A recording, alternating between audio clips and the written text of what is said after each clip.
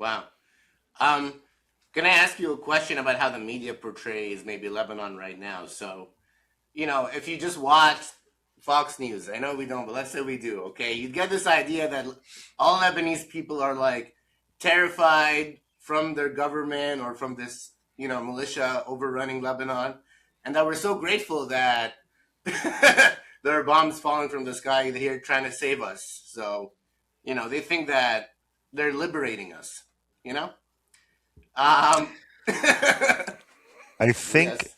we have to like, I feel like it's obvious, but it's also something we don't fully contend with, which is people are racist. Like they don't realize how racist they are. And so sometimes when you say that people are racist, people are like, no, that's not what it is. It's not racism. I'm not a racist. And it's like, no, but we're all a little bit discriminatory because we all are always lacking, like we all have blind spots. And what people specifically get wrong about Lebanon, Syria, and Palestinians, Lebanese, Syrians, and Palestinians, is that we're very sophisticated. Like we're not stupid people. We're very highly educated, which is again okay, a trope. We're educated, blah, love us, we're like educated, but that's not what I mean. I mean to say that we can hold more truths than Americans can hold. So Mm, like our reality is very complex. So the average Lebanese person can hold within themselves that like Hezbollah is doing this thing and it's kind of complicated in my heart because on the one hand, yes, resistance against this occupying force, this Zionist entity that's like taking over the country, but in the same breath it's like, but also, Hezbollah's problematic and maybe too right wing for my taste, and also kind of an Iranian proxy. Like the average Lebanese person is probably sitting in one camp, but can kind of hold these truths to be self evident because they are evident and they're living through them.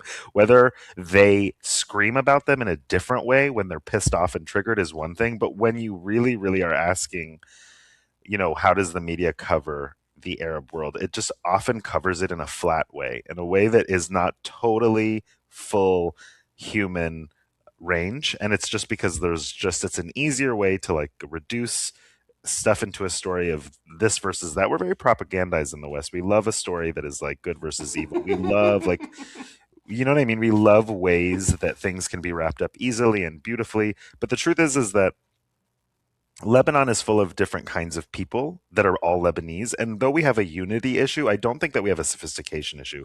Like, I think that we understand who we are and we're mad about it, but we understand who we are and how we're being occupied by different forces at the same time, all of the time and all throughout history.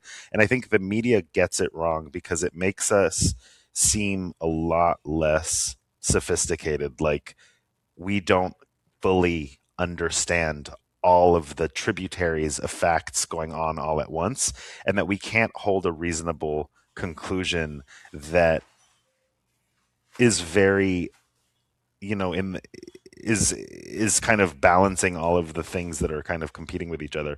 And so I don't know. It also just doesn't treat people like anything other than death. Like you don't ever mm, hear about people other than when they're dying or struggling. And it's like, but who were they before?